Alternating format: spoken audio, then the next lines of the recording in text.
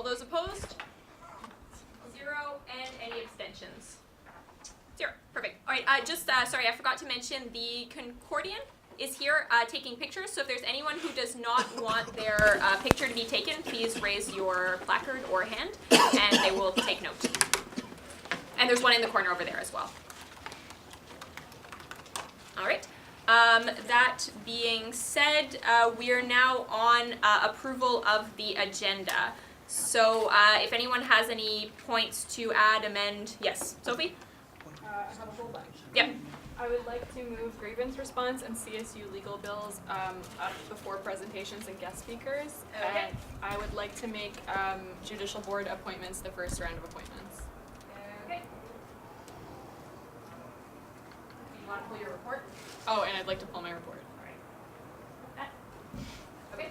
Yes, Michelle? I'd like to add CCSL chair appointments. Okay. Done. There was also some returning business I had sent out. If anyone wants to just say I'd like to add the returning business or not. Sophie? I'd like to add the returning person. All right, perfect. Sorry, that was just a formality. Yes, Christopher? I'd like to add a point called discussion on measures to prevent, to resolve conflict resolution in CSU clubs. And that would be a discussion point. Okay.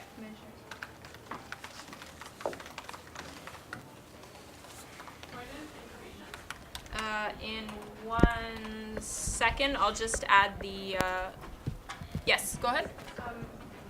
Why was this not added on Friday at 5 p.m. when the deadline for submitting agenda points was? I was speaking with Peter and he didn't know about how to best go about it, so he hesitated out of that. It's discussion, so it'll go on the end.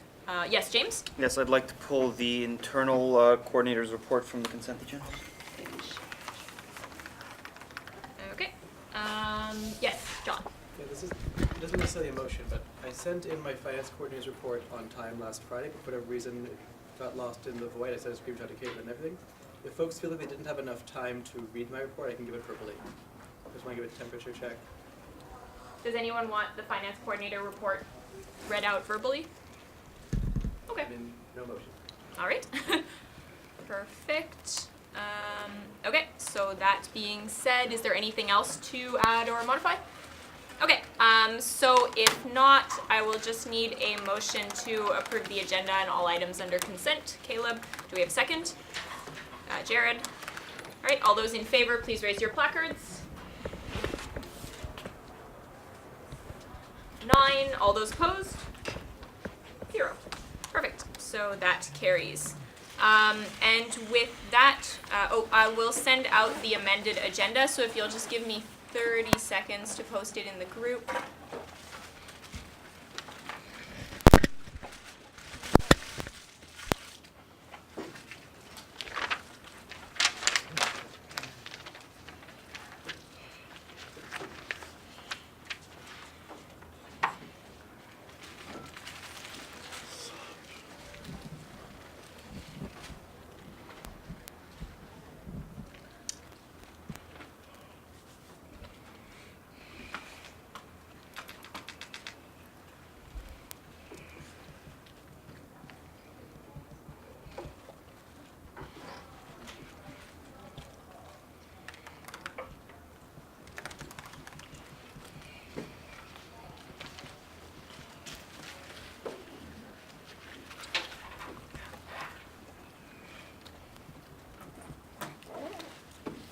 All right, so with that, we are on point 5, which is grievance response, and it's supposed to be enclosed. So, yes, Sophie? I motion to go into closed session. Okay, do we have a second? Caleb? All those in favor, please raise your placards. 6. All those opposed? 0. All right, so that carries. So I just ask anyone who's not a counselor, executive, myself, the minute keeper, who is also myself, to step out of the room. Oh, yes, yours. You can have a seat, stand up as you wish. Yeah, sure. There's no way to present a PowerPoint, Yeah. right? Would you like, if you send it to me, I can disseminate it through the group and people can follow along? Sure.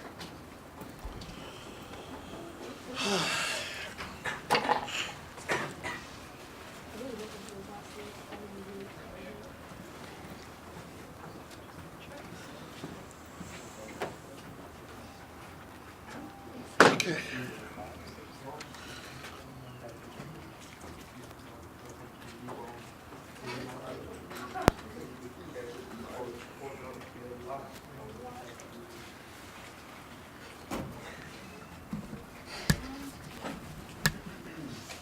So I brought a lot of flyers too, so I'm just gonna pass them around. at the Yeah, same sure. time. Sorry. I wasn't really sure what to do, so I just kind of over prepared, I guess. There should be one for everyone, and there should be like chocolate and stuff inside. If you guys like don't want it, just give it back and I'll give it up to the people. Yeah.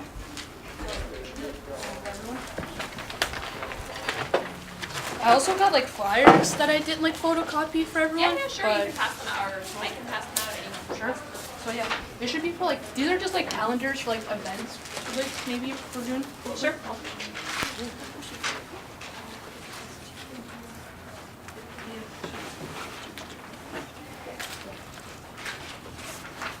Once again, I got more stuff to just hand out. If you guys want to. Sure, great. You know, just use this. Pass around. Sorry, there's not that many. So just like pass these around, it's not enough for everyone. They pretty much stay the same.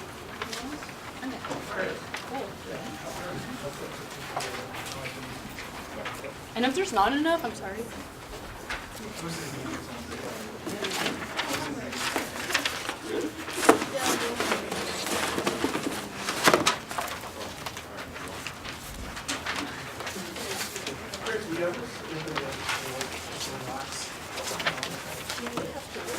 Yeah, so just like pass them around like certain things.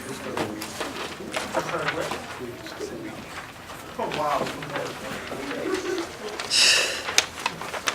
Alright, so Andrea, the floor is yours. If you These wanna- things also say the same thing as the flyers and papers I'm handing out, so just trying to like pass the word.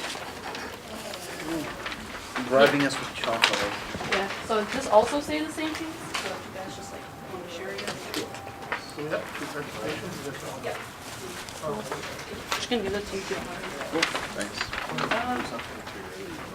But yeah, so if you guys want to watch the flyers, they say the same thing. They say the same thing. I just like the flyers back at the end though. Yeah. Sustainability for use.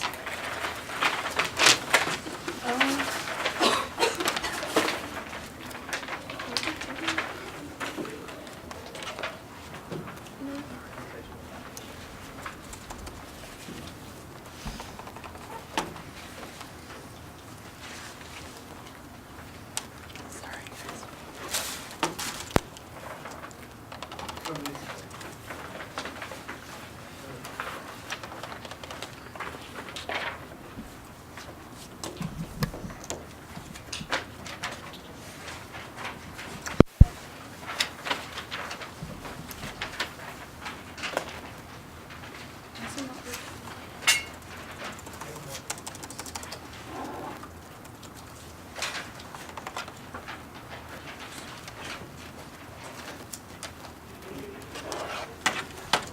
Looks like I'll just plug the laptop.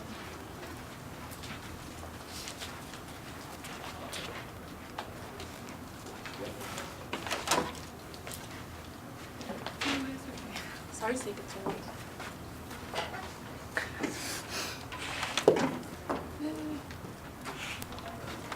Haha, alright.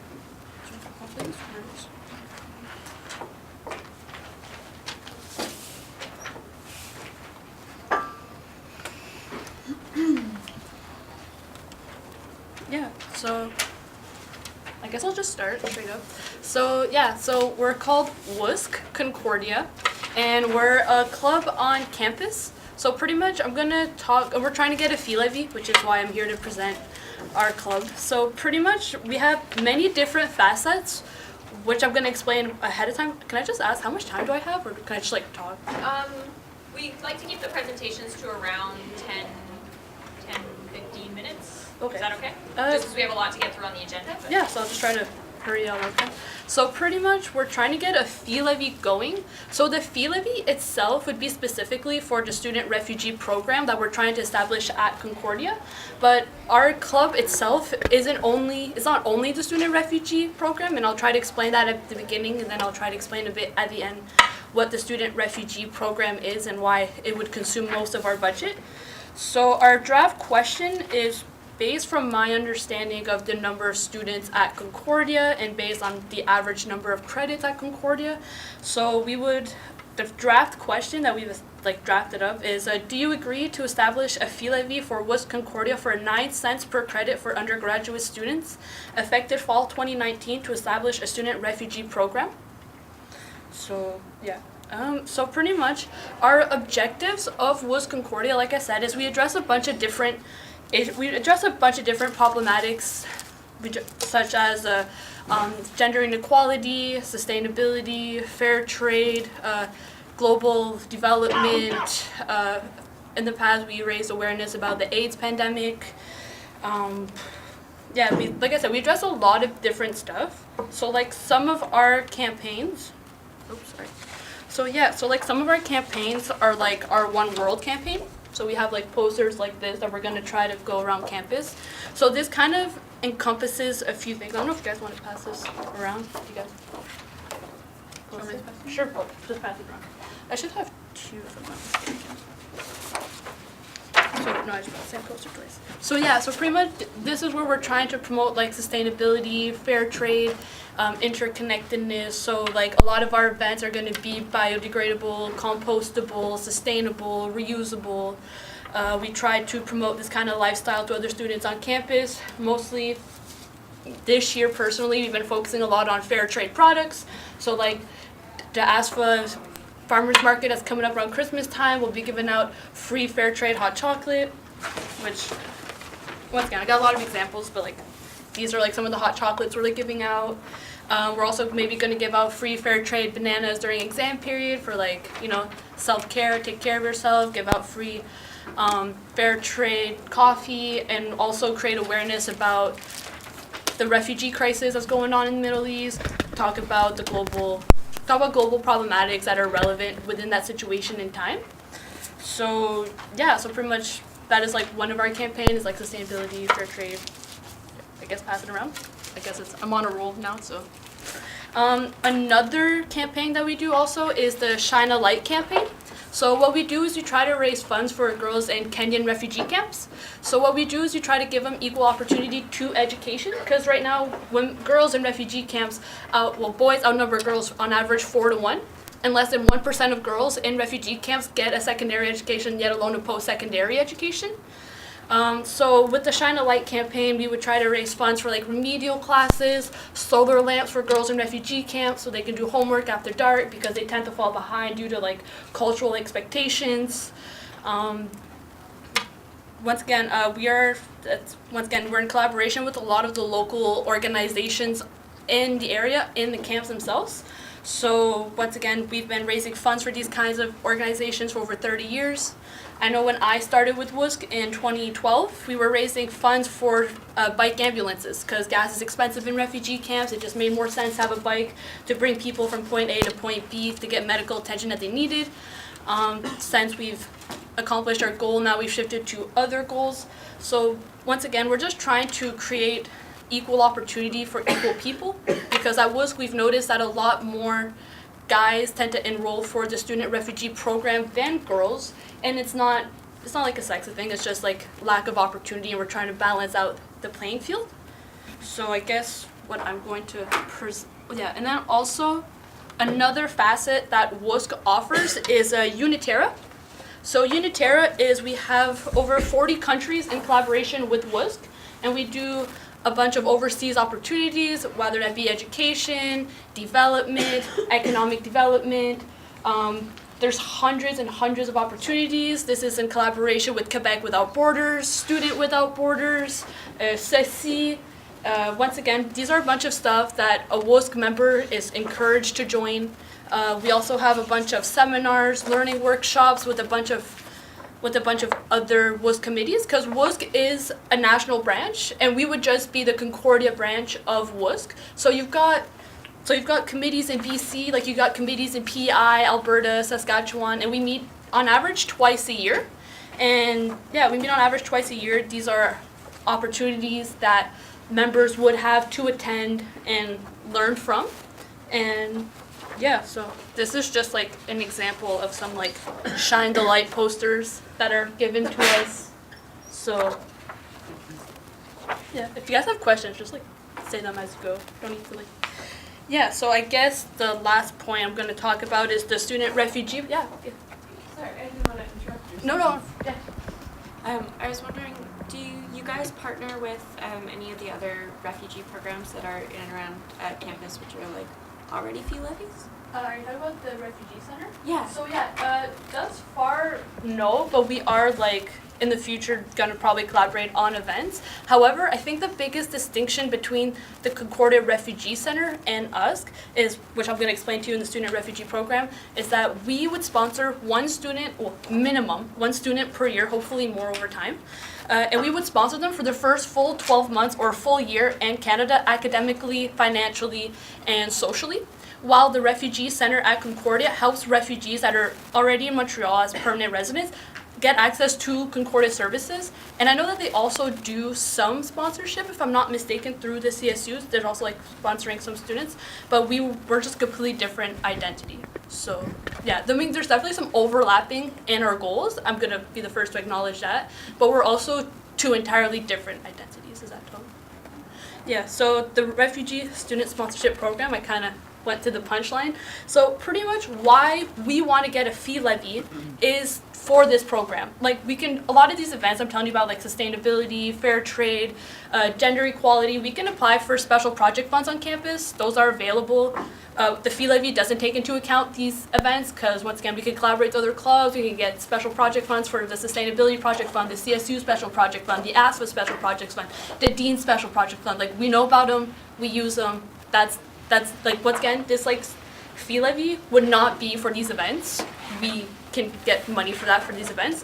And the fee levy would be almost exclusively going for the Student Refugee Sponsorship Program. So we're asking only enough money to sponsor hopefully one student a year, and we would pay absolutely everything for them for the first full 12 months in Canada. Like for example, Canada is one of the only countries in the world that charges refugees their airfare to arrive in Canada with interest if you don't pay it back within the first like 6 months, if I'm not mistaken.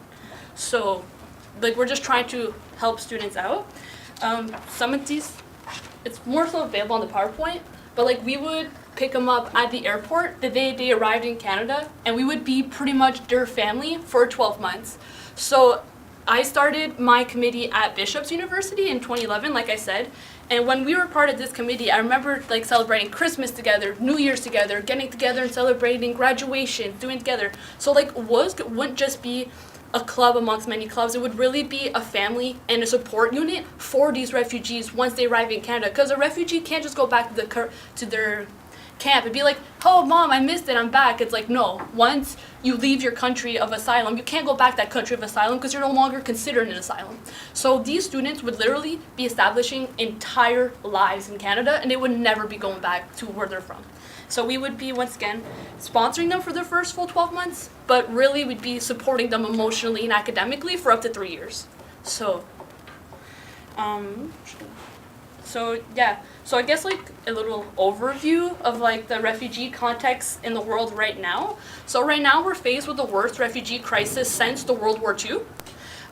There's currently 68.5 million displaced people that aren't considered refugees, on top of another 25.4 million people that are recognized refugees. And over 55% of those refugees are fleeing South Sudan, Syria, and Afghanistan. And currently, 56% of those refugees are in neighboring developed states. So in Canada, there's a bunch of, well, actually, I'll tell you more about the education, considering we're like focusing on the education of these people. So 61% of refugee children attend elementary school, which is pretty good. once again, but when you start getting to higher educations, it starts to drop drastically. So, once again, I'm sorry, I'm just gonna read this. So, like 23% of refugees would attend secondary, just a secondary education. So 23% compared to the 85% global average is already drastically dropped. And then if you talk about post-secondary education, which is what we're trying to support, it drops from 36% is the global average to less than 1% is the refugee average. So WUSC, like I said, is many different committees. It's across the nation. It's across the nation.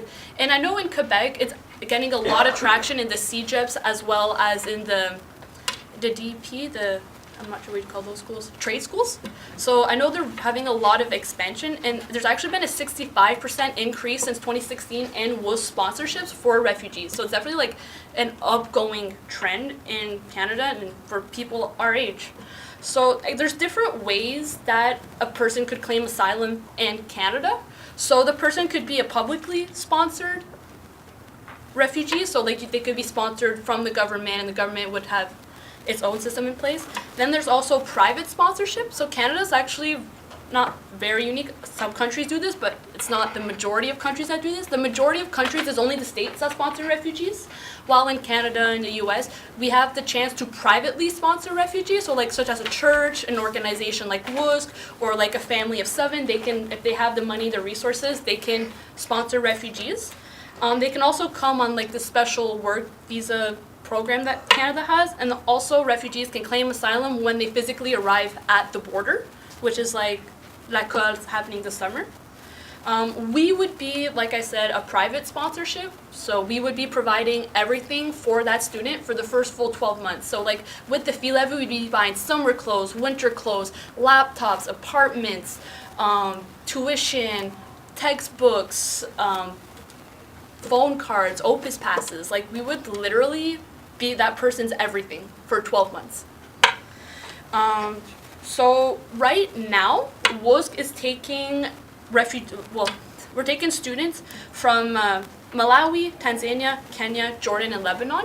I can go more into like the specific situation of these countries, but I'll just send the PowerPoint to the chair, and it's already in the PowerPoint, these specific contexts and why we're specifically in these countries. But in the past, WUSC has worked in over 39 different countries. So once again, it really depends on where the need is, where the conflicts are, and the changing realities. Because WUSC, as an organization, has been sponsoring refugees since 1978. And yeah, so we've been sponsoring since 1978. And WUSC, as an organization, has helped sponsor over 1,800 refugees. And on average, WUSC, as the national organization, helps sponsor 130 students. So 130 different campuses have this program already, and it's effective. Once again, when I was at Bishop's University, a much, I can't even emphasize how much smaller of a campus, one year we were able to sponsor 4 students. They have a fee levy of $5 a semester. If I'm not mistaken, the highest fee levy in the country is $15 a semester for a WUSC organization. So I believe that, once again, I feel the size of Concordia we should be more than capable to comfortably support 1 student a year.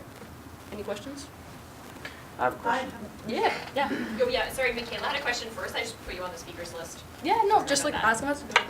Thanks. Yeah, I just want to let everybody know, or just to remind people that this is just to give awareness. You haven't started the petition. This isn't a decision at all. And we have a very long meeting, so just keep that in mind. This isn't the end, it's just the beginning. Thank you. I have Camille as well, but Paige. I just had a question. I just a clarification. So you sponsor these refugees for 12 months completely and totally, and then after those 12 months, what happens to them? How, like, what are the steps after that? And also, sorry, and also you said that you support them for a certain amount of years, but I forgot. I didn't quite hear.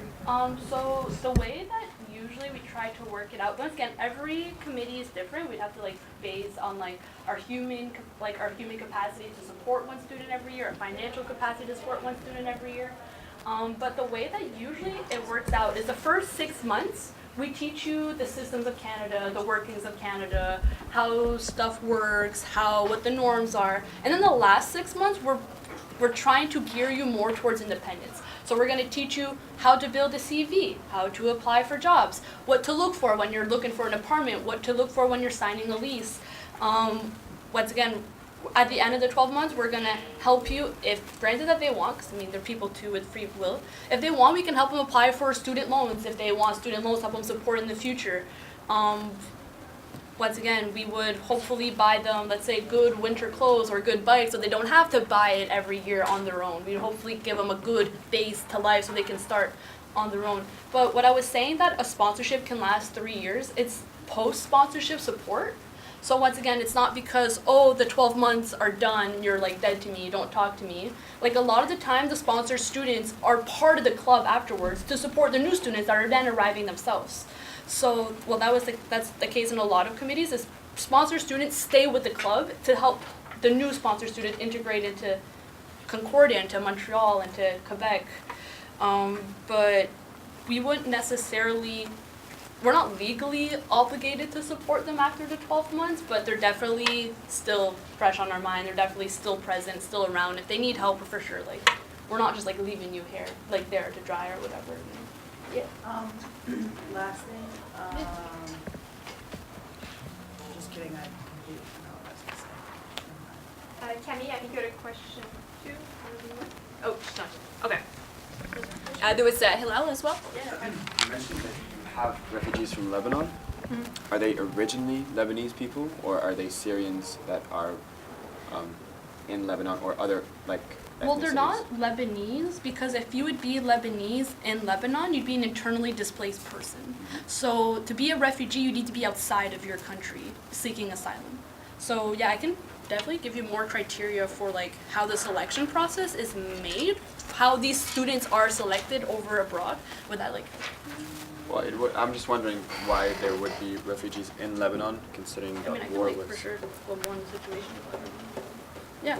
So I'm just going to read you the paragraphs provided pretty much. So the Lebanon hosts the largest numbers of refugees relative to its national population. So in Lebanon, it's 1 to 6 is a refugee. So yeah, it's a lot of Syrians in urban contexts because the Lebanese doesn't allow integration or isn't actually accepting refugees. So we would definitely be helping Syrians in urban contexts enroll in WUSC.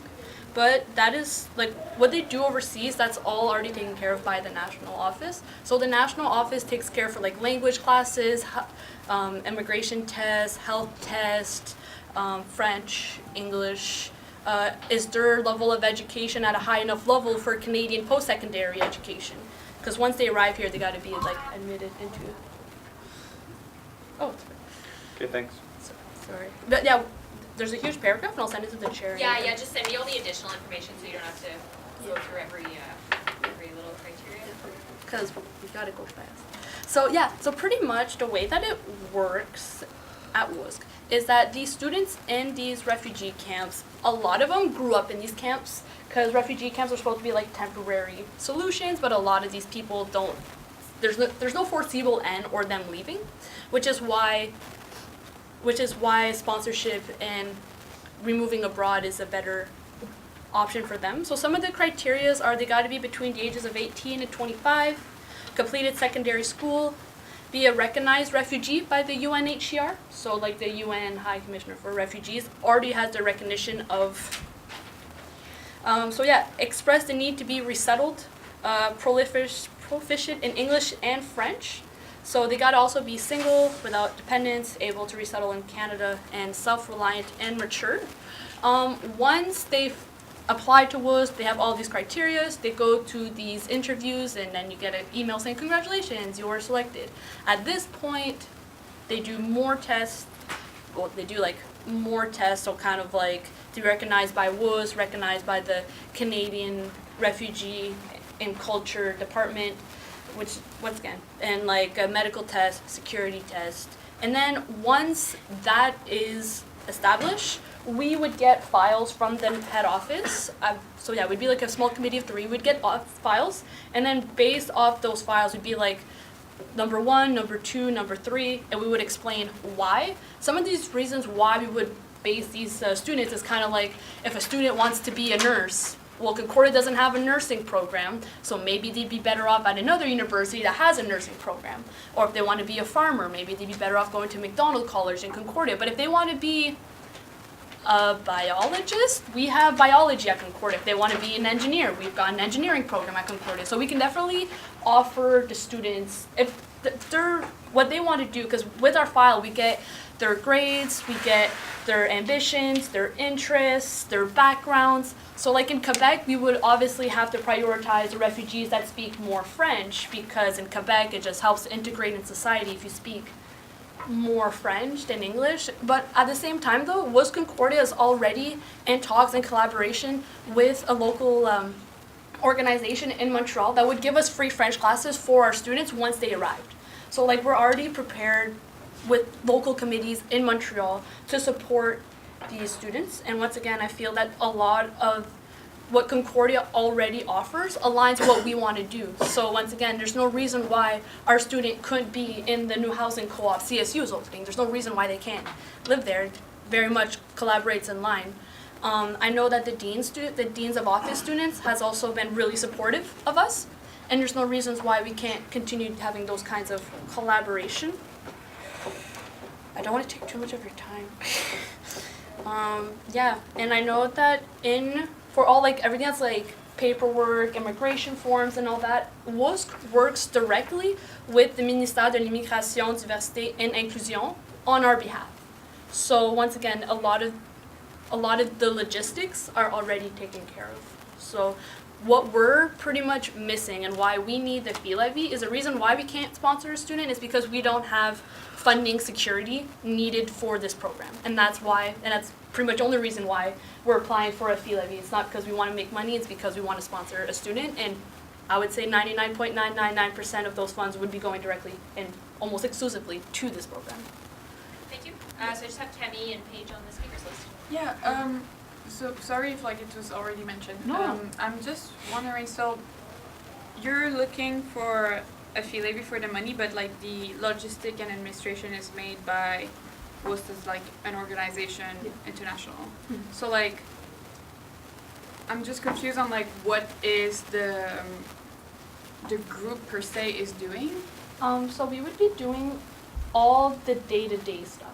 So like we pick you up at the airport, we show you how to get on the bus, we show you how to turn on your shower, how to use My Concordia, how to turn off your stove, what are the do's and don'ts of Montreal, where do you sign up for French class, where's your professor, where is campus, you know, like we're there day to day. And like the head office isn't there day to day, I guess. Yeah, that makes sense. Yeah. Thank you. Paige? So you said that you only accept people who speak French? No, we would, like, let's say we would prioritize people that would have a higher level of French. Like, if I have 5 files and I have to, like, decide on a ranking of 1 to 5, the higher ups would have to be those who speak French just because Quebec and for their ease of living and their ease of transitioning into Quebec culture, French would definitely be an asset when you're applying for jobs, when you're trying to call your landlord, when you're trying to live a life, you know? And then what countries did you say? So we have, sorry, I don't want to like say something that's not factual. So yeah, so we currently are accepting from Malawi, Tanzania, Kenya, Jordan, and Lebanon. Is the current, because we have collaborators in those refugee camps already, and it's just the current political situation is where the greatest need is. Thank you. I guess my concern is like this idea that like people have to know first, like that you're since but you know. Well, like they don't have to know French. It's just from experience having sponsored, like through this program, I've personally sponsored over 10 refugees, and the refugees who have lower French just find it harder to integrate in Quebec. I'm not saying I wouldn't accept a student if he didn't speak French. We literally have free French classes for them once they arrive. Like French, anyone can learn French. You know, anyone from other provinces can tell you that with time, eventually you can learn French. But I'm just saying it would probably be a consideration when selecting on a ranking of like 1 to 5, just to make it easier for them to, so that they have a better time in Quebec. Okay, thank you. Okay, so at this point, if there's no more questions, I'd like to thank you very much for taking the time to come to council, and best of luck with your petition. Should I have flyers for that? That'd be nice. This one? No, I mean like the actual like physical flyers. So like things that are like loose, not in the Okay, so just a reminder too, we're 3 points into a 24-point agenda, and council's already halfway done. So we'll try to make this as efficient as possible. Is Laurent there for Woodnote? So like anything that's like calendar. Yes, Kemi? Yeah, I'm kind of like a bit worried about the GB candidate that are outside. So if we're okay with it, can we friendly like just change this? Yep, is Laurent okay with it? Are they still here? No? Because they're all guys can external. keep what's Yeah, somebody inside needs if to go and verify. Okay. Andrea.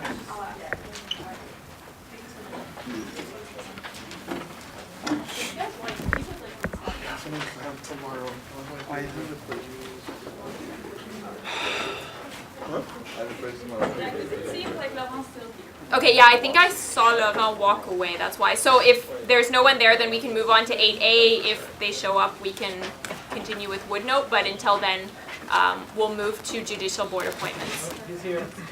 Oh, there's Laurent. Oh, Laurent's there? Andrea. Okay, just out of curiosity, how long is your presentation? And 2 minutes. 2 minutes? Okay, perfect. Laurent, you have the floor. Right, thank you. Straight away. Man, you guys must be really tired. We're just trying to speed it up a little bit. Yeah, I'll be really quick. Good evening, everyone. I think I can skip directly to content, as most of you probably remember me and expect me to come here with updates on the Woodnote, which is why I'm here. So, first of all, I'm happy to report that we can officially say that the project survived a 30% budget increase over the summer. This is something that I came to report on, that we were facing, that we've been working on since July to resolve.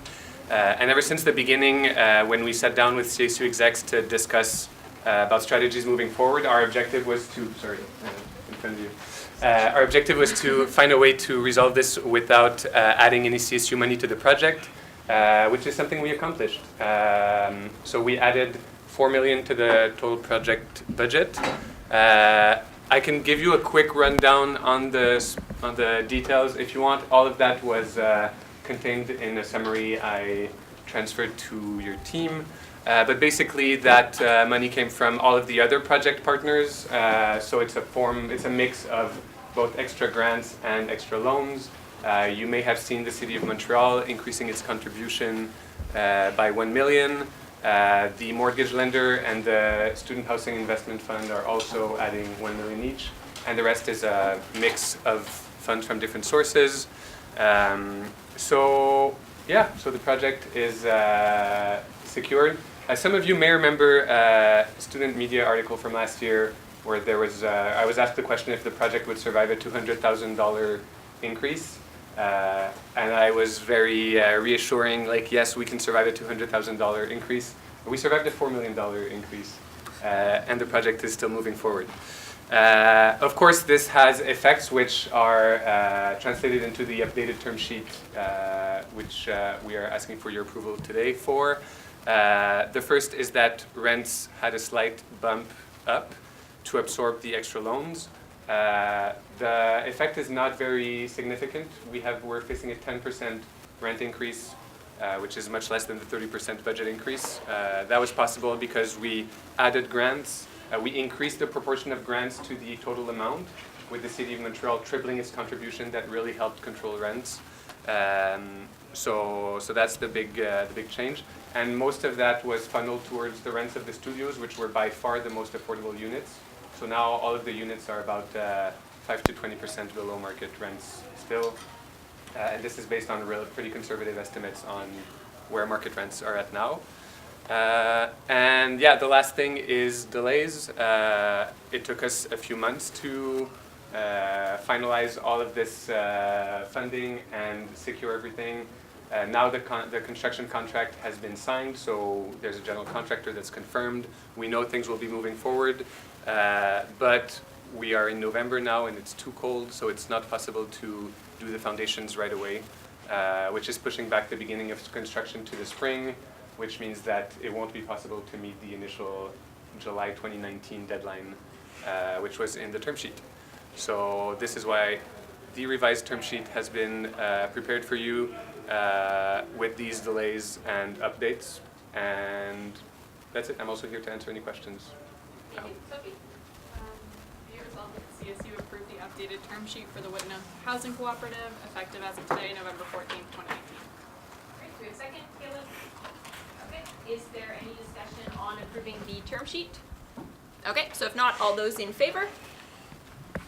1, 2, 3, 4, 5, 6, 7, 8, 9, 10, 11. All those opposed? 0. Perfect, so that carries. Is there Any other questions? anything else to say on Woodnote? All right, well in that case, I'll thank you very much for coming to council and for Thank waiting you. around. Yeah, no problem. Have a nice evening, everyone. Thank you too.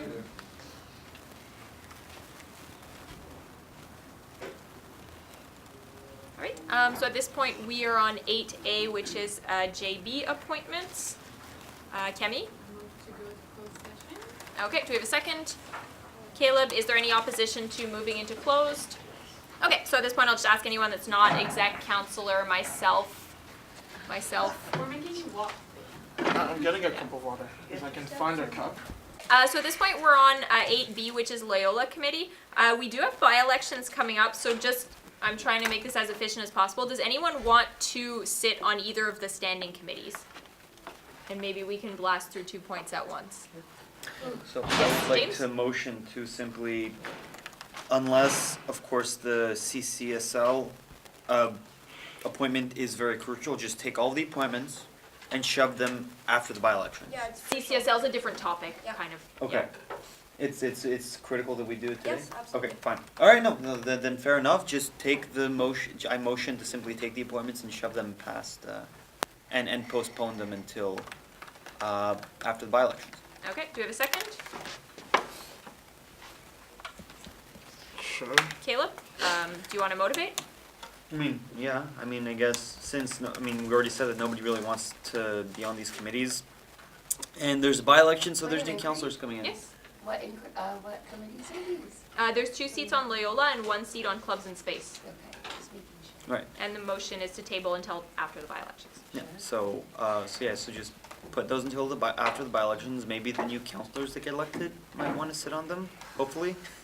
All right, is there any opposition to tabling the 2 points till after the by-elections? Okay, perfect, so that carries unanimously. Yes, John? Can we add signing authority to that? We'll do it in business arising. Okay, great. That being said, we are now on CCSL, and Michelle, this one's yours. Hi, so currently there are not any open seats on CCSL. The seats are all filled. However, a little bit of background, CCSL is the Concordia Council for Student Life. It is the highest academic body, the highest non-academic body in the university. It is also a parity body, meaning that half of the seats go to students and half of them go to the administration, and that doesn't happen except on CCSL, which is super critical. However, the CSU counselors that are on this committee have not been attending, which is really disappointing when the students at large are all showing up. So I just really want to remind people to attend these meetings, especially this university body where we actually have a vote that means anything. I really want to encourage that. HOJO's funding is coming up for discussion in the near future, and so we really want students to be there because HOJO is really important for the CSU. So the 3 counselors, 2 of them are not here. So it's Jad, David, and Paige. So now I guess the question is just to Paige. I want to ask these council what they'd like to do, ask these counselors if they'd like to stay on the committee, and if not, if they'd like to give up their seat, because so far both of the meetings have not been attended by any counselors. None of them have sent their excusals, so. Paige?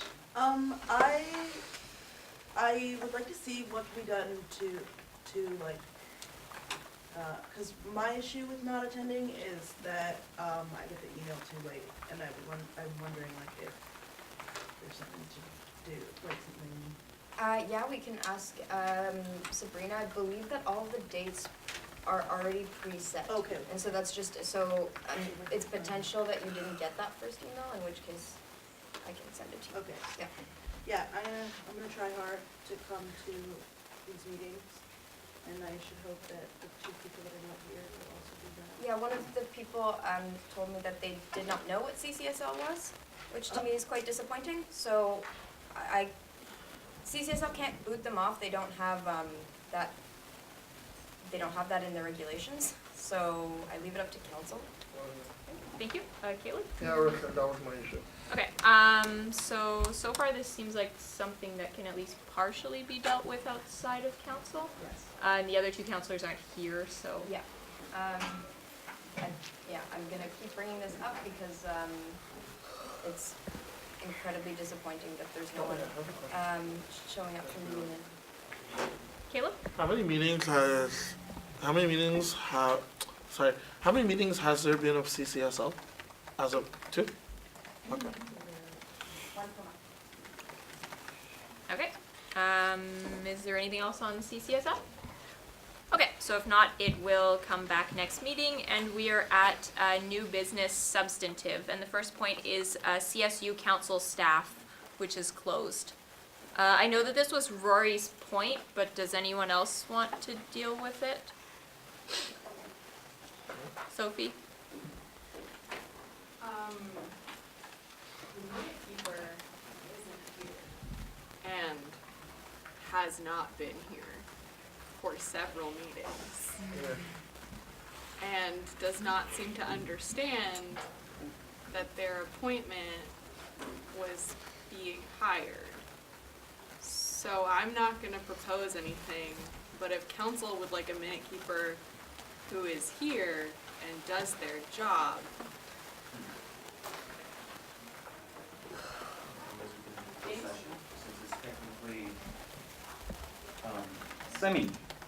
Good suggestion. Technically, minute keeper is our staff, so enter closed session. I motion to enter closed session. Okay, do we have a second?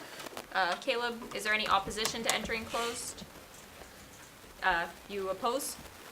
Okay, so all those in favor of entering closed session? 8, all those opposed? 1. Yeah, we will make this quick. All right, yeah, so I just ask anyone that's not all the people I named before to leave the room, and we will call you back in a short duration. Generally, council does not fund bonuses at the end of the year for minute taker and chairperson. We've kind of changed the system where their pay is fair at the end, but I think that that's maybe a better way, and I think this could be brought to next council or something with an actual formal motion. I think trying to brainstorm it from the spot is not a good idea, but I think it's a good idea in general. Thank you. So if there's nothing further, at this point we are on 9B, which is Reggie's renovation. Michelle? Sorry, I just moved to recess for 10 minutes. Okay. Is everyone amenable to that?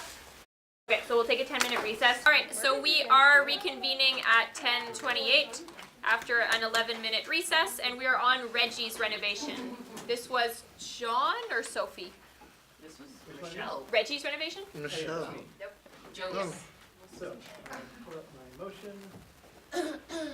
Okay, whereas the Concordia Student Union leases space in the Hall building to Reggie's Solidarity Cooperative, and whereas the space has required some renovations and repairs to make the business more appealing and of higher quality to the students that use it, be it therefore resolved that the CSU Council authorize the use of the student space, accessible education, and legal contingency fund to cover the expenses of these upgrades and repairs estimated at $10,466.32. Okay, do we have a second? Caleb, would you like to motivate John? Yeah, Reggie's had needed a number of different repairs and upgrades, things like reupholstering some of the seats because they're gross, upgrades to and repairs to various light fixtures, TV and projector type of stuff. They just have to make the space more enjoyable and appealing to students. And because this is a place that students really enjoy, use a lot, it's a good student service, I think that it's a good use of the student space fund, so I would encourage students to vote for this. Most of these have already been ordered, but some of them are work that still needs to be done. So we have roughly invoices of some of the things that they've purchased, which is up to $8,517.91 of the total 10,000-ish. There's a few bits that still have to be done, but anyway, if you think that having a really awesome bar is a good service for students, this is a good use of our money. Thank you. 8,500. It's 8,500? Yes, so if we don't approve this out of the Silk Fund, Regis has to pay for it out of our operations budget, and that's actually not a good outcome because Regis needs to be financially stable, and we're the, effectively the landlord for them. It makes sense for the landlord to be paying for these space upgrades. All right, thank you. Is there any discussion we had on Reggie's renovations? Okay, so if not, all those in favor of the motion as read by John, please raise your placards. 3, 4, 5, 6, 7, 8. All those opposed? Perfect. So that carries. Is there anything else to be said on Reggie's renovations? Okay, so if not, we can move on to fee levy referendum question, and Sophie, this one's yours. Cool. No. Wait. Nope. It's fine. Oh, sorry, John. It was yours. My bad. So, here's the motion. Whereas, in the winter 2017 CSU elections, a fee levy referendum was passed which reduced the fee levies at the advocacy service and the clubs departments. And whereas, following this reduction in fee revenues, these departments saw an increase in student demand, placed them as a position of structural deficit. And whereas the CSU Operations Fund is facing increasing pressures as costs increase, a number of necessary capital projects are budgeted. And whereas these expenses have put the CSU in a position where negative cash flow is an issue which must be resolved. And whereas the Student-Based Accessible Education and Legal Contingency Fund has generated large surpluses year after year and built up beyond $10 million. And whereas restructuring CSU fee levy to reduce the Silk Fund's per credit fee while increasing the club's operations and advocacy service fee can solve the deficit and cash flow problems without either raising fees for students or preventing Silk Fund from continuing to accumulate surpluses. Be it therefore resolved that the following question be put to referendum in the fall 2018 CSU by-elections. The question is, do you support the following changes to the per credit fees of the Concordia Student Union? And so there's a table, which shows the fee type, shows all the different departments of CSU operating, HOJO, advocacy, LIC, Silk, and clubs. And it would change so that the operations fee would increase by 20 cents from $2.11 to $2.31. Advocacy would increase from 24 cents by 6 cents to 30 cents. The Silk Fund would decrease from 75 cents per credit by 36 cents per credit to 39 cents per credit. And finally, the clubs department would increase from 20 cents per credit by 10 cents to 30 cents. All right, thank you. Do we have a second? So, Oh, sorry. total increase of $0 in student fees. Okay, thank you. Seconded by Caleb. Do you want to motivate John? Oh, no, Yes. John first, and then I'll Yes. take people. So, as I mentioned, the CSU doesn't have a budget. The CSU has 5 budgets because of the restricted funds accounting method we use. So funds collected for HOJO have to be used for HOJO, operations have to be used for operations, etc.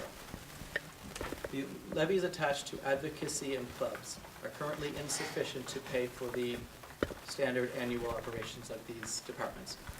So if you want to continue to operate these departments at the level they're at now, we have to either, so if you want to keep the same level of service and funds available, revenues need to increase. If you don't increase the revenues, we have to decrease services.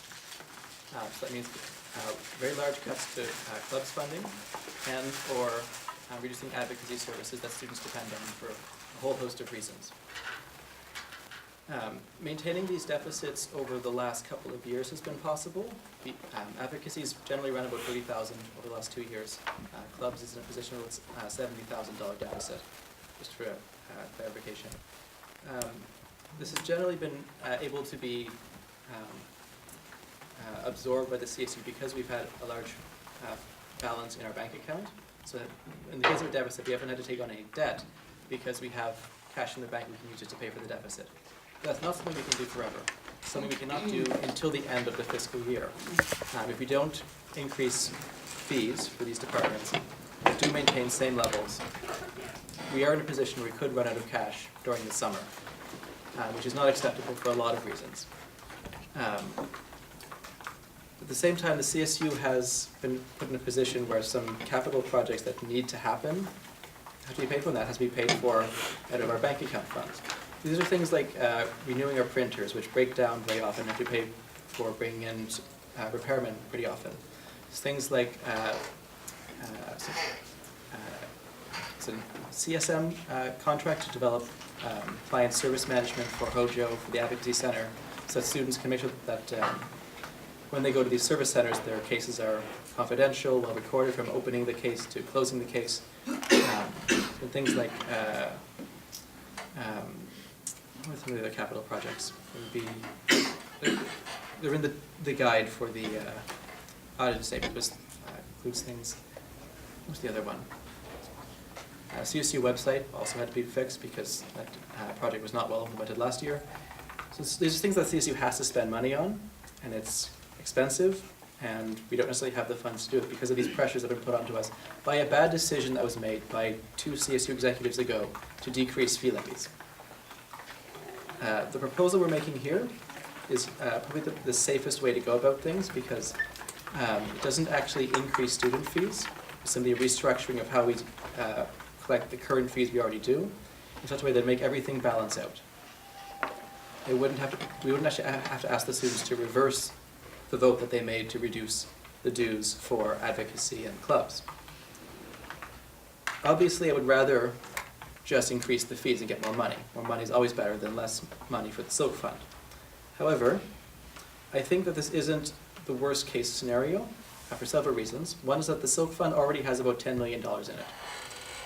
If we're just going to build up this fund year after year, and we use some of it sometimes, but the amount that we've spent, even just today, we spent $30,000 on this, $25,000 on that, $10,000 on that. All of that stuff, the daycare upgrades, the Reggie's upgrades, all of that is peanuts compared to this massive size of the Silk Fund. They're invested in a number of portfolios. They generate dividends every year. It's growing. Even after this change, it will still grow by about $250,000 a year. With this being the case, we have to ask ourselves, what is the purpose of the Silk Fund? Why is the student union taking the student money and just sitting on it? If we're going to make a major investment in like a student center, which would cost more than $10 million, chances are the Silk Fund levy, as it is at 75, would be insufficient to pay for it. We have to run a referendum question to change the fee levy anyway if we want to do some sort of major capital project that would actually use up this $10 million. So I don't think we're putting any special burden on future executives who might think, what were they thinking this year? Because if they actually need to spend more than $10 million on something, they'll be going back to the students with a fee levy referendum anyway. And so they're asking for like, they want to build a student center, the $2.36 versus $2 isn't a huge difference in their difficulty. So I don't think we're putting any pressure on future executives. I don't think we're putting any pressure on the Silk Fund, which is able to absorb this kind of change. And the benefit is that we will be able to solve our cash flow problems, solve the structural deficit in these departments, not jeopardize clubs funding, and advocacy service funding, which is really important for a lot of students. And because it's not actually any overall change or increase in the fee levies, it's an easy referendum to pass. So, I would really feel relieved if this gets approved and sent to referendum, because if this does not succeed and we can't find a way to increase our cash flow, we're going to be put in a really tough position by the end of the fiscal year. We either have to make major cuts to clubs funding, or we'll run out of cash. So, taking the least risky path to make sure that we'll get the cash flow necessary to stabilize these departments is what is in the interest of the union. More than my opinion, just numbers are facts here.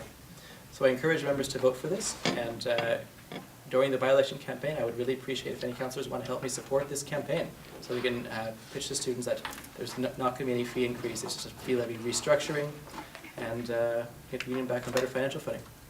Thank you. So I ask for your support. James? Right, so I'm going to, I heard this question in policy committee when it was posted at policy committee. I'm going to reiterate the same concerns that I had during that policy committee meeting.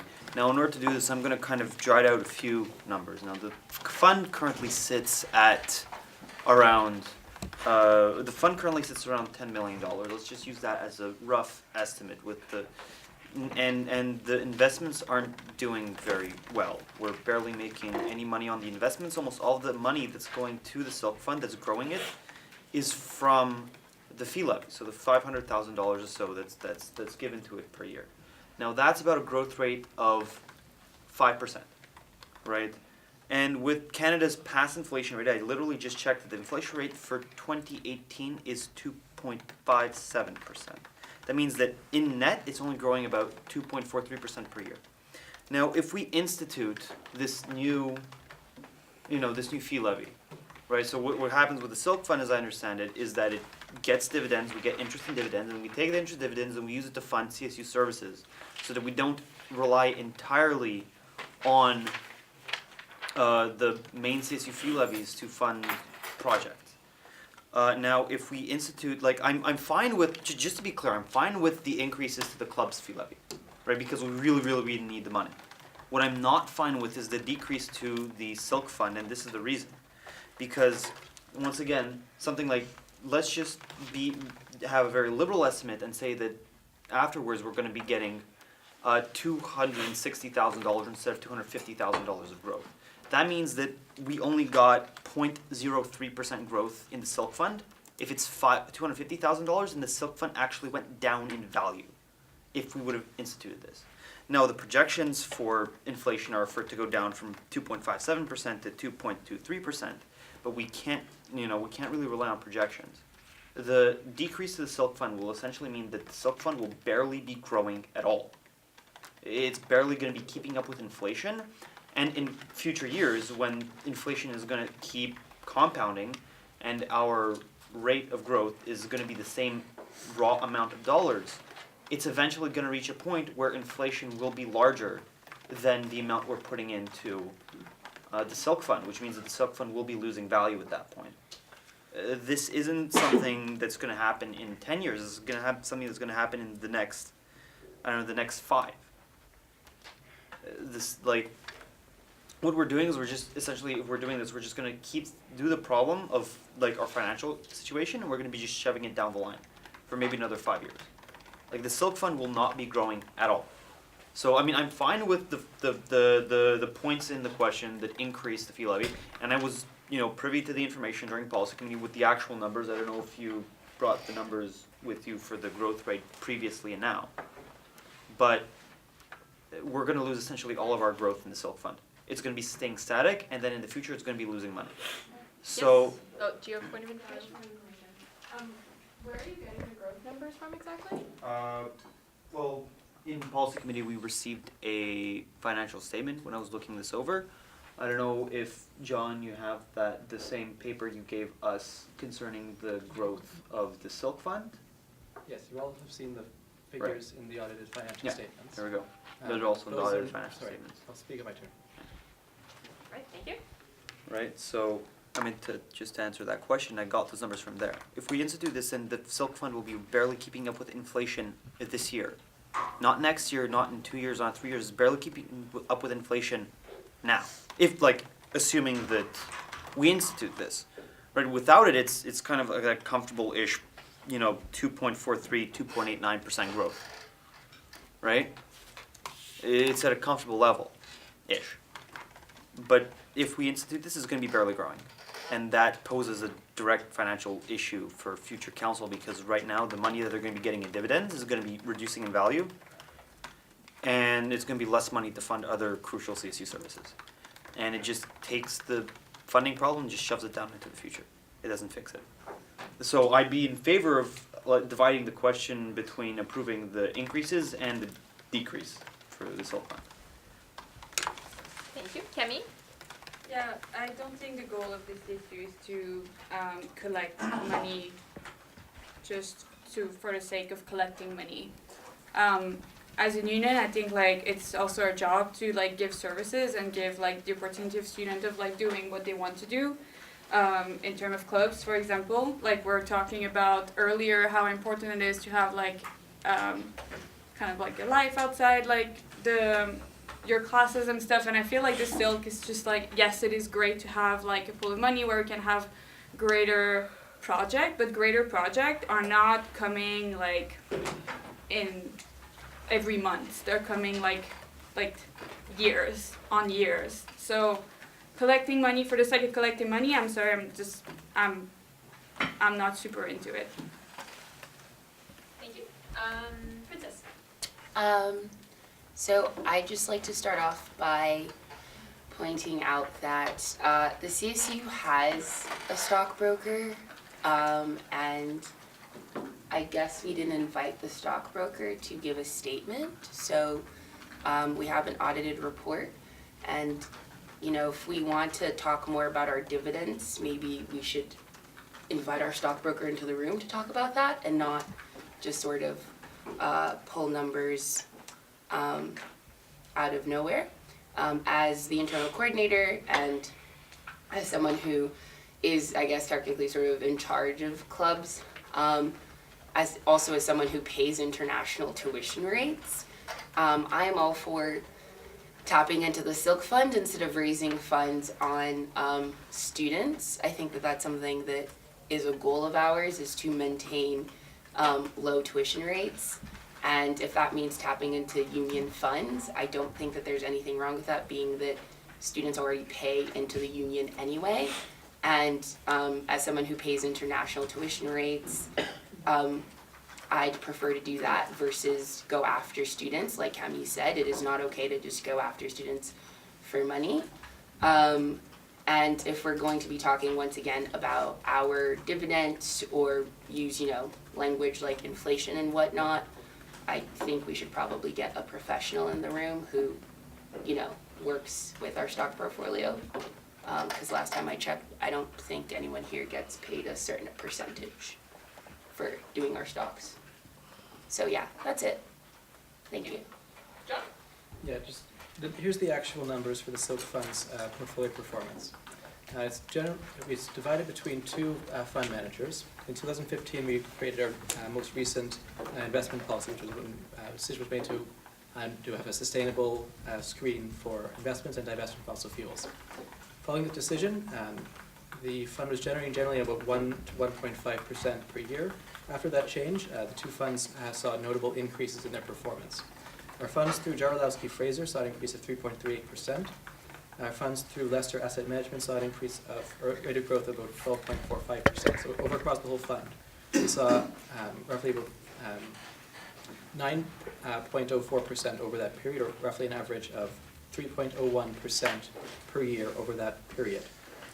So the fund is doing as well as any other investment manager would. It's not like the CSU themselves are like investing in a whole bunch of things. It's done by people who know what they're doing, they're fund managers, and they're getting us a good return, as good as you're going to get as anywhere else you could go.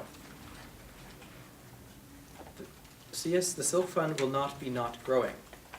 I've said this. The Silk Fund will grow by about $250,000 per year after this change. It's true, not 100% of the dividends get reinvested in the Silk Fund, because we use part of that to fundraise initiatives such as the Community Action Fund. Of the dividends from the Silk Fund, $50,000 is set aside each year to fund the Community Action Fund. And it can be tapped into other things, depending on this year, what the decisions of the council are. But we have the figures here. We're estimating a rate of growth in the Silk Fund after these changes of $250,000 minimum. Thank you. I think that's acceptable. Yeah, no, so, I mean, Princess kind of, Please don't address me. Okay. Continue, please. anyway, that she was, you know, didn't know what, inflation was. Okay, She didn't know what inflation continue? was. It's essentially the fact that the government's printing more money and every dollar loses value year to year. Now, once again, you know, John said that we have, you know, that this fund funds crucial services, right? The dividends from this fund, the portion of the dividends from the fund, you know, are used in order to fund crucial services. That means that if the fund is growing, right, under inflation, that means the percentage is, like, the raw value of what that 3% is will go down compared year to year, like the purchasing power of that 3% goes down. Which means that in effect, the club's budgets will have to increase because, you know, the price of a hot dog gets better, the price of a chair gets higher, the price of renting a room goes higher. You know, it doesn't just stay the same. So if we're just keeping it at, you know, 2.5% net growth, right, it's going to be barely keeping up with that inflation, with the price inflation, with just the monetary inflation, not to mention price inflation. So it's very, just I'm not comfortable with letting that small amount of growth, which means that essentially we're going to be losing money in the long run for the CSU if we, you know, or at least at a much faster rate. Like eventually we would have had to either, you know, increase the, I mean, the last financial statements I saw was at 1%. It's better at 3%, you know, dividends growth, but it could be better still. So we might, I mean, I think it's a good idea to go check with our stockbroker and see if they might give us a better growth rate. Because I mean, you know, I know for my personal stock portfolio, I'm not happy if it's below 7%, right? So I'm just coming from it from that perspective. So yeah, no, so that's just kind of the gist of it. So this actually won't be, we're not pillaging students' funds, we're investing it in the hopes that, you know, we get dividends from those investments and use those dividends to fund other student activities. This isn't just a cash grab. And if we're reducing that money, we're actually, in the long run, going to be reducing the amount of money, like the amount of value that we're going to be able to give students. Unless we increase the fee levy, obviously, which is, we're just punting the problem down, you know, a year, you know, a few years. Like, it doesn't fix the problem. So. Thank you. Caleb? Okay. I'm just going to address a few things. One, student unions are not supposed to be making a profit in terms of dividends. One, two, the fact that John, notably John and the executives are acknowledging this problem, they're addressing our cash flow problem right now, is something that I'm actually proud that they're doing that now, and not to put the burden on future execs, whether or not they change the whole investment portfolio around. 2, 3, the CSUs, the executives, they want to absorb their cost, and they're willing to absorb their cost by not making students pay more. Therefore, by restructuring the fee levy, by restructuring the fee levy, it gives a little bit of breathing room. 1, 2, two, it potentially opens the window in terms of reviewing the whole fee levy structure altogether.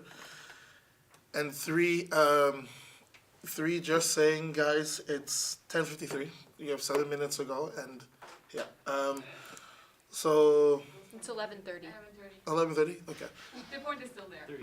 37. On to cut. And at the end of the day, the restructuring program that John proposed is fair. It's very risk adverse, in my opinion. Very risk adverse, and I think it's something that we should all take in consideration now, considering the future cash flow problems that the CSU may face if we don't take this action now. Thank you. I should have made the point at the beginning as well.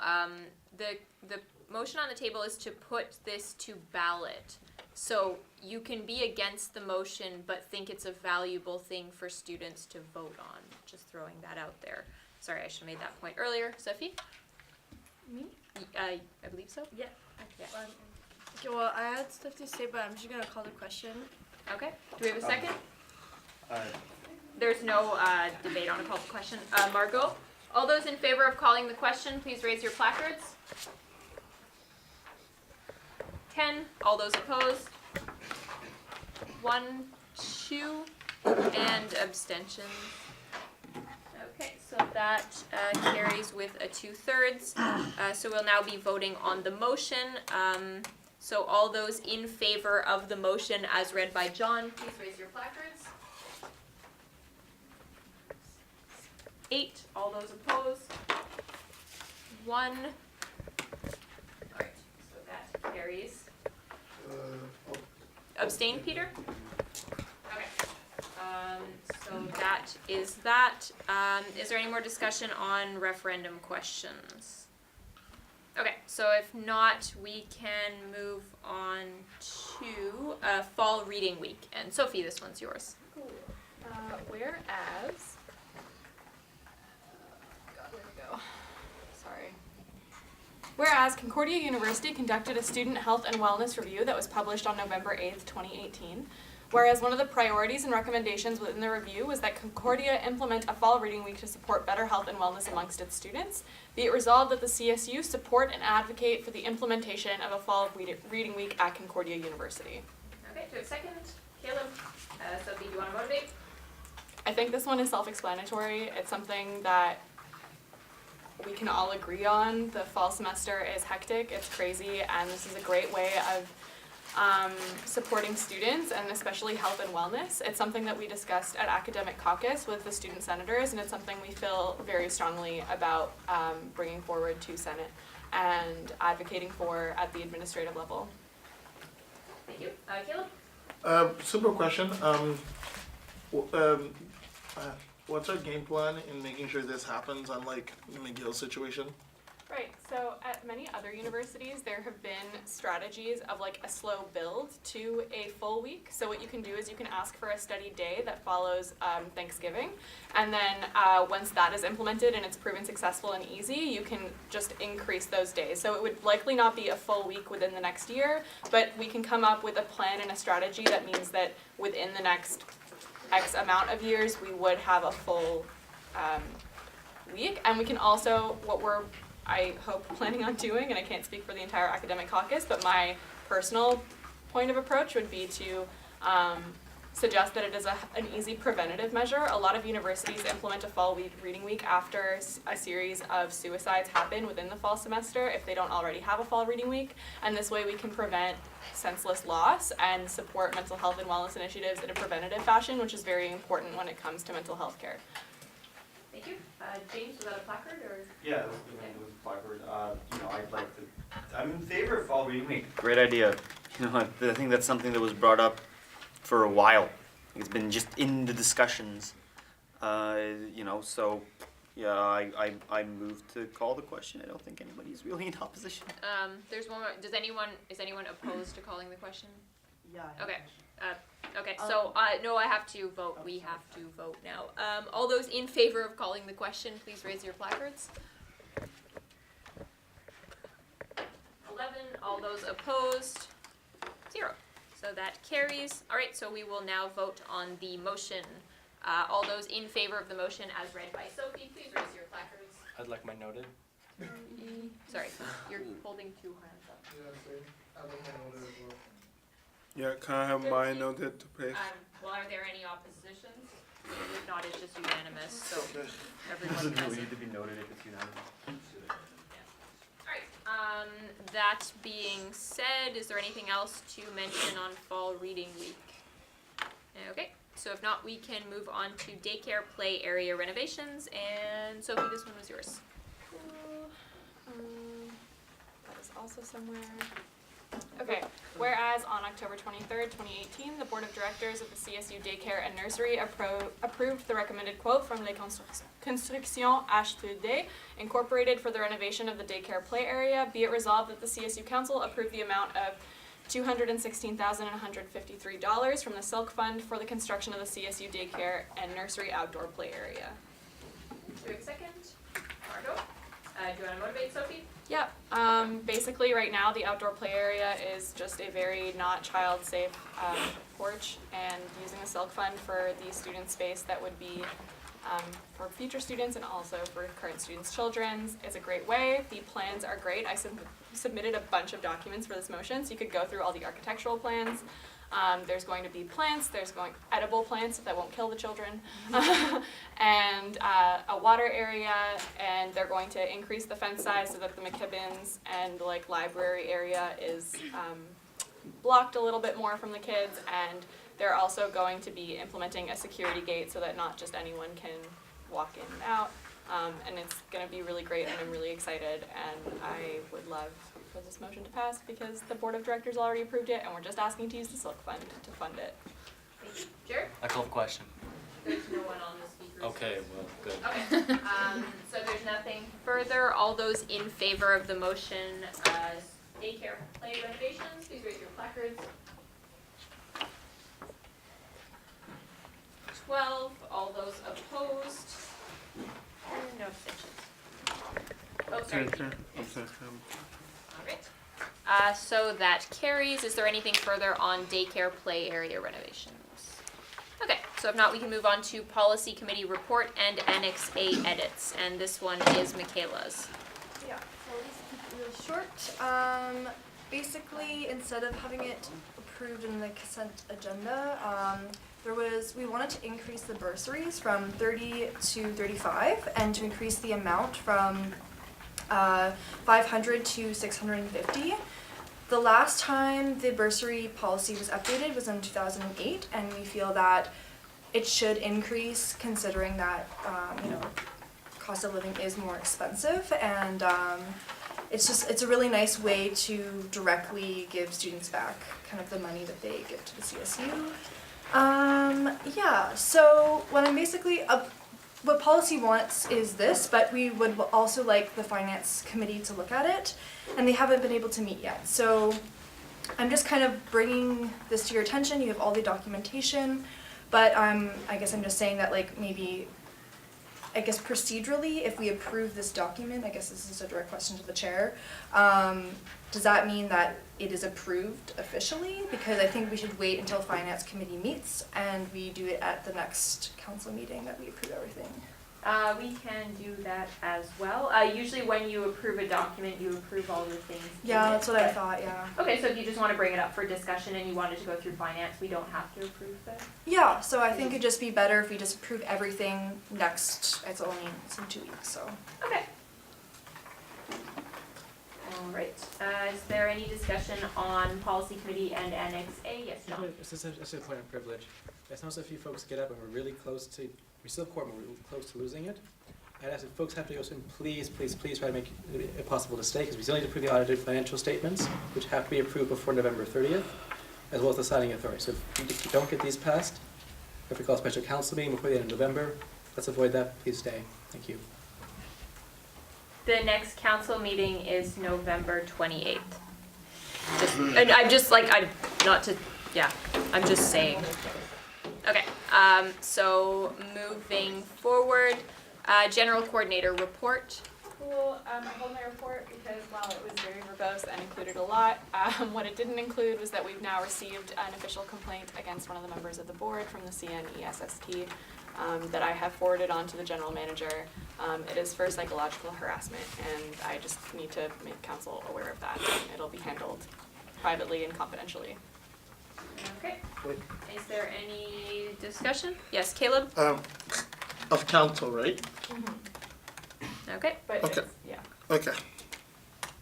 All right. If there's nothing further, internal coordinators report. James, I think this was yours. Yeah, so I want to pull this for just kind of one reason. I think that there's, just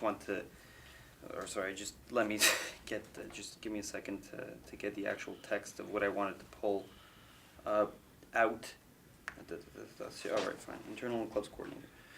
So I believe that if you look at the, I just want to pull this in order to make a few notes about it and a few things that I believe are inappropriate actions, especially concerning 123.3 of her report, where essentially. Yes. Okay, can we It's not- keep using gender neutral pronouns, please? Continue, please. I don't understand how it's a point of order, but that's something else. So essentially it says the coordinator has been having meetings with SARC and the Dean of Students required. Anyway, so essentially the internal coordinator is having talks with the Dean of Students and a few other people in order to change the rules regarding training in an altercation that she had. So this is something that there's a big conflict of interest, so there's a giant conflict of interest right here, especially because the executive in question is involved in the dispute and is trying to change the rules surrounding the disputed thing. Especially what's especially concerning is there's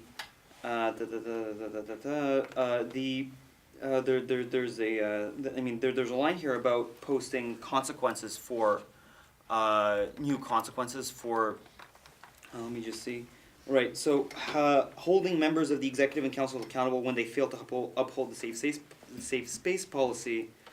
Uphold the safe space policy.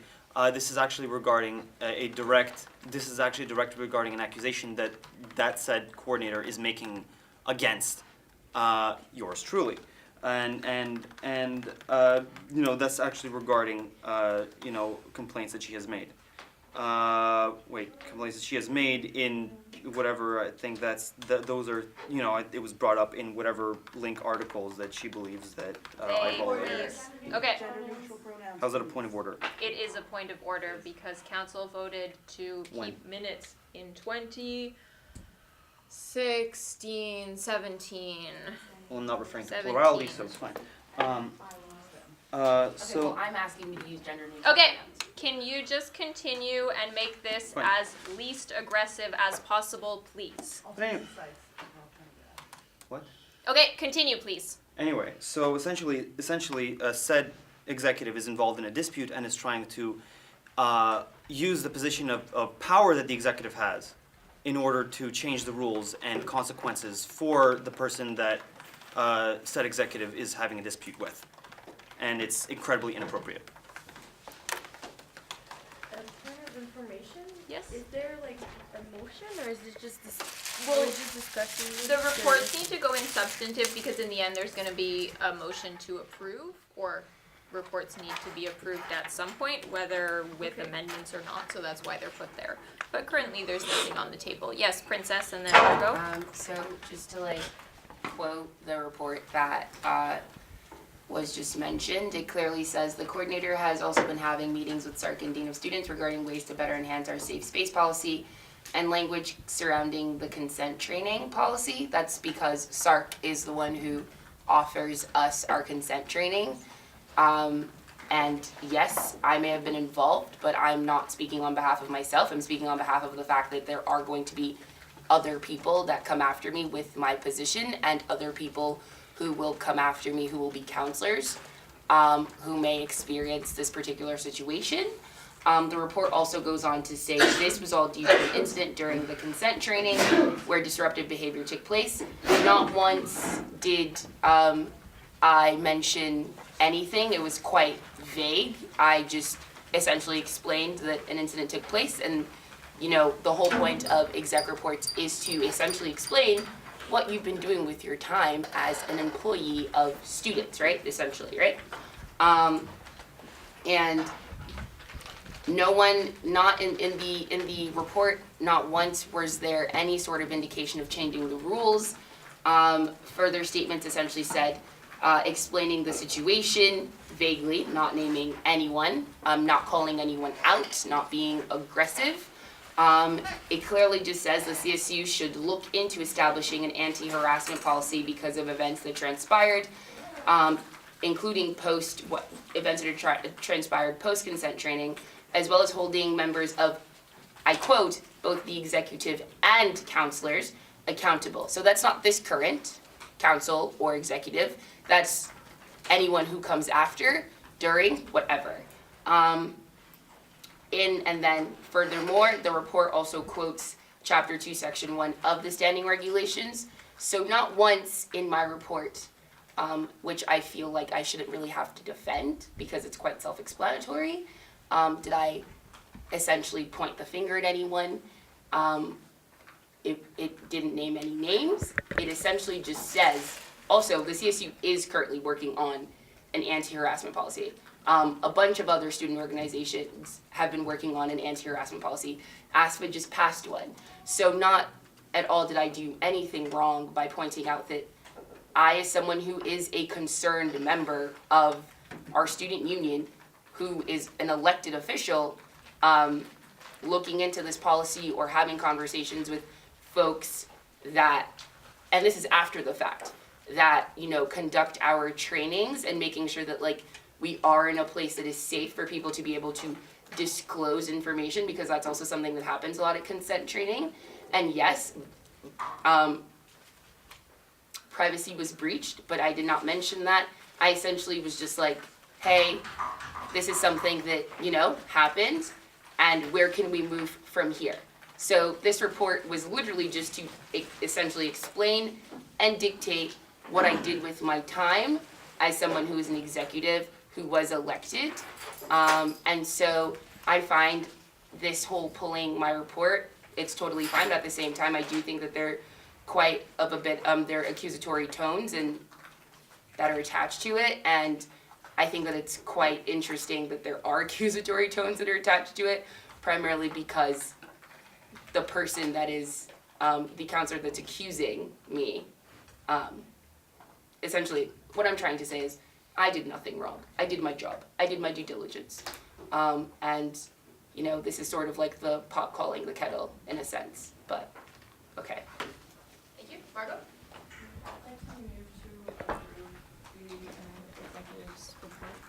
Okay, do we have a second? Jared, do you want to motivate? Like, the executive has to go and like talk to the SARC and the Dean of Students office about our like sexual harassment policies, because a bill is going to come out very soon, or has come out already, that is going to mean that if we don't have a policy, we will have like we will no longer have our like authority. What's the name of that again? I'm really tired. Accreditation? Our accreditation. So that's very important. We have to do that. That is Princess's job, to look at this stuff. Let's move on with our nights. Thank you. Jared? Oh, I understand. Okay, so there's no further speakers. So all those in favor of approving the report, please raise your placards. 7, all those opposed. 1 and abstention. All right, so if there's nothing further on internal coordinator's report, we are at audited financial statements under returning business. And John, this one's yours. I believe it needs to start with a motion to Yes. approve them. Whereas an auditor's opinion on the state of the CSU's finances for the fiscal year 2017 to 18 has been produced by Deloitte LLP, and whereas the auditor's report was produced in accordance with accounting standards and found that the CSU's finances are presented accurately and completely, be it therefore resolved the Concordia Student Union Council accepts the report by Deloitte LLP on the non-consolidated financial statements of the Concordia Student Union. Be it further resolved that the audited financial statements be posted on the CSU website. Okay, thank you. Do we have a second? Caleb, do you want to motivate? Yeah, so I gave the presentation on this last week, and then I'd like to avoid doing that again. If folks have questions, of course, they can ask them, but we'll spare like the 20-minute presentation. Okay. Effectively, we had Deloitte come in during the summer to investigate all of our receipts, all of our financial reporting. They took stock of all of our assets and our liabilities. They found the following numbers that are presented in the reports that's been circulated to council. Approving this report just says that we accept that Deloitte did their work properly, that the numbers are accurate. Doesn't bound the CSU to take any particular action, just says we accept the report as accurate. All right, thank you. Is there any questions or comments about audited financial statements? Okay, so if not, we can move to a vote. So all those in favor of approving the statements, please raise your placards. 9, all those opposed. Is that opposition? People with your placards up? Okay, 9-0. All right, so that carries. Is there anything further on audited financial statements? Okay, there's a bit of returning business from last meeting. Some reports were pulled. Someone just hit the switch. Great. Yeah, it just does it automatically. I feel like the thing is just like, go home. There's a. Yeah, no, it's a go home sign. What is happening? Phone's on flashlight mode. And now the windows are opening. Does anyone see Haunting of Hill House? Oh, there we go. Okay. Can you just press whatever you pressed again? There we go. Okay. So there were a couple of things that were pulled last meeting. Unfortunately, I wasn't there, so I don't know which finance committee minutes were pulled, as there were two. John, maybe you can. All three of these items were actually the finance committee minutes and the policy minutes were actually discussed and moved on. So I just wanted to approve these in omnibus. Okay. Were they approved last meeting? I thought they were. They were definitely discussed. Sorry, wasn't there. And then we moved on from them. Okay, well, I mean, if you want to approve them omnibus, we'll approve Second. them twice. Okay, seconded by James. So that would include finance policy and chairperson. Okay, is there any opposition to approving them? Okay, that works. Oh, that was easy. Okay, so now we're on a new business informational with public commemorations, and this one is yours, James. All right, in the interests of us having 15 minutes left, I would like to rescind it. I'll put it back next council meeting because time. Okay, do you want to officially table it, or just send it back to me next meeting, or? I mean, table to the next Okay. meeting, send it to the next meeting, whatever. There's 15 minutes left. I don't think we'll be able to have a decent discussion or anything. Okay, do we have a second to table? Caleb, is there any opposition to tabling it? Okay, so it will come back on November 28th. Patrick sent me a message to say that they would no longer need council food options there, and referendum committee was also Patrick, who is not here. Discussion on measures to resolve CSU conflicts. Sorry? That could be either me or Patrick or the other one, Chris. Okay, do you want to speak to it? Yeah, so I can speak to it, I guess. Or we can. Or it's up to you if you want to speak to it or table it. Okay, yeah, so basically, as everyone knows, as some of the council knows and also executive knows, so I basically got harassed and bullied in the past months on campus. I'm not trying to be mean here, but I just hoping that we can get something done by the executive. So basically we are hoping that if those could be a motion to basically to table to the policy committee, that'd be really great. So yeah, that's basically the motion would be to table to send to the the policy committee and then let them decide. I'm not sure what you want to send to policy committee. I basically write a thing already. Do you want me to send into the Facebook group? I kind of write a motion already. Okay, if you have a motion, I haven't seen it, so I don't know if this is a CSU problem, but But this is a CSU problem basically. yeah, Princess, your point of information. D, discussion on measures to resolve clubs, CSU clubs conflicts. Okay, can I go on the speakers list for that? Yep. Yeah. Okay, Sophie? Oh, sorry, other Sophie. Sorry, I meant to point over there. I thought you had your property. Yeah, I don't really understand what exactly is being sent to policy committee here. We've had many meetings with many different people, and I'm really I don't understand what's going on. Princess? So, for the most part, when it comes to interpersonal conflict with clubs, I do my best to sort of try and essentially mediate, but that usually means that like all parties have to feel comfortable to come to the table. And that hasn't exactly been the case. To be quite frank, another thing too is I don't think that it is the role of council or myself as an executive or any of the other executives to micromanage clubs, primarily because like Sophie said, I've been in several meetings. I believe other executives have been in several meetings regarding this issue. And like, once again, mediation is still on the table. I've made that very, very clear. I've made myself very much available to all the parties involved. Even Dean of Students is involved.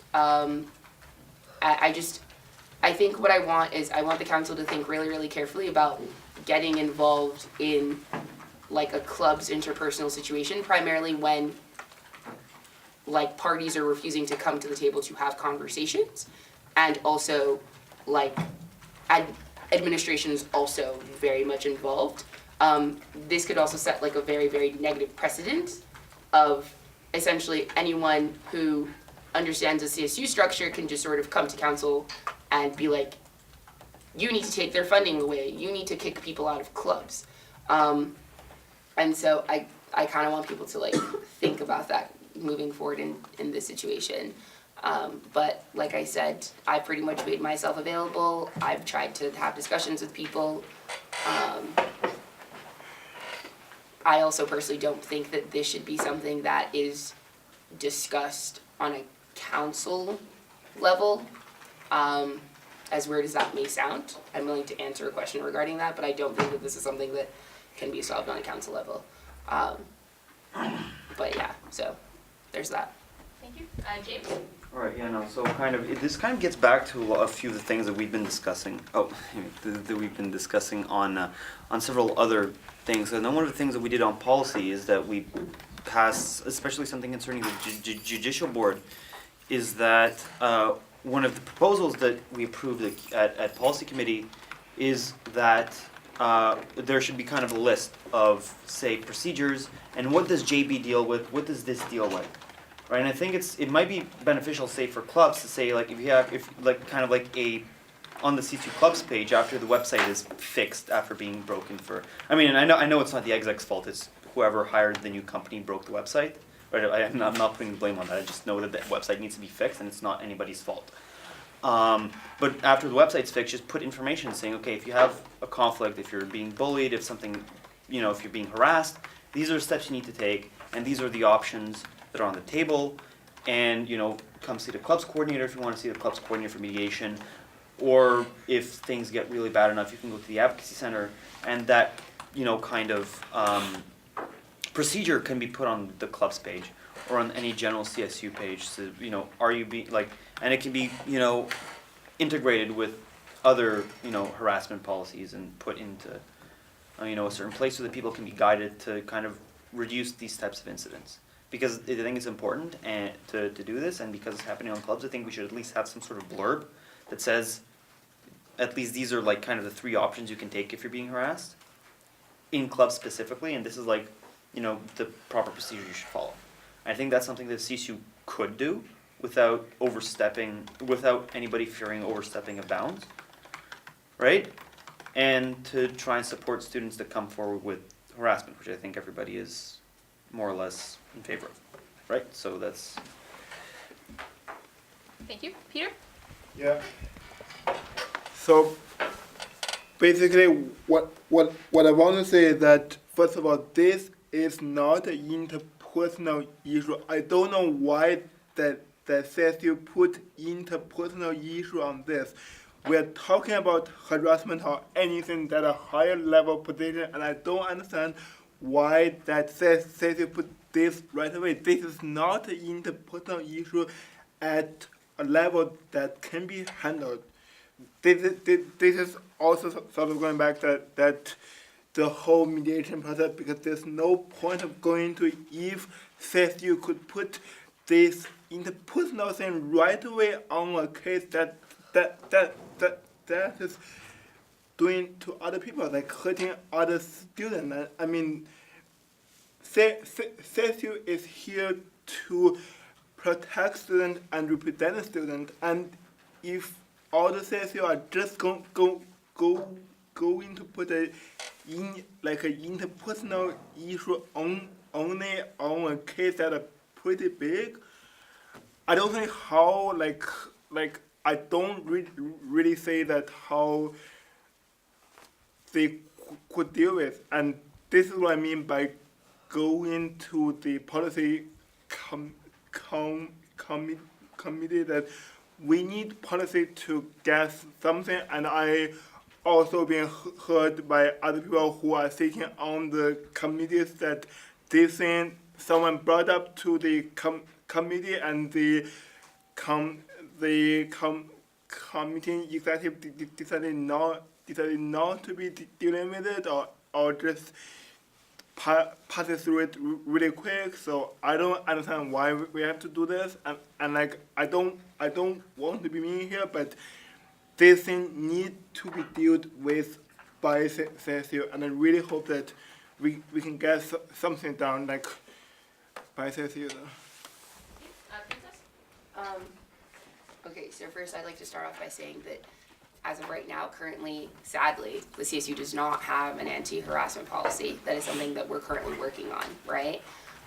B, all clubs have to abide by our safe space policy, which is in the standing regulations. When you look at the template for creating a club, when you look at the finished product, that the club's director usually helps out like brand new clubs when they're writing their constitution, a safe space policy clause is included, right? So that means that if and when the time comes that a club is violating that part of their constitution, as far as I'm concerned, with my rule, you're gone, right? Because that means that you are violating something that the CSU stands firm on, which is our safer spaces policy. That is an evaluation that I've made several times. This interpersonal conflict, or this conflict that we're bringing to the forefront, this is not the first conflict that I've had to sort of help a club mediate. And, you know, I'm just gonna be frank about this because I don't know how else to be, but I, to a certain degree, feel like there is a bit of a conflict of interest at hand, and maybe a bit of like an abuse of power. Because, you know, what you have is an individual who's in a situation with a club, who is also a part of this body, who, on one hand, I can understand advocating for students in clubs who may be facing harassment, but on the other hand, as someone who does deal directly with clubs, this is the only situation that I'm currently seeing, and it's just, I can't not be honest and point that out. I have done my best to make sure that clubs are adhering to safer spaces policy. When a club emails me about a violation or someone has a complaint, I've been more than open about having conversations. I've been more than open when it comes to investigating, right? And so my thing is, no offense to anyone that is present here, but that is part of the reason why I'm calling this an interpersonal conflict, is because of that. And also, we have 2 more minutes left, so your girl's excited to leave. For a point of Sorry? Wait. Okay. We have 2 minutes. We need a signing officer, I believe. Can I just confirm that? Okay, so there's no motion currently on the table, and we do need a signing officer.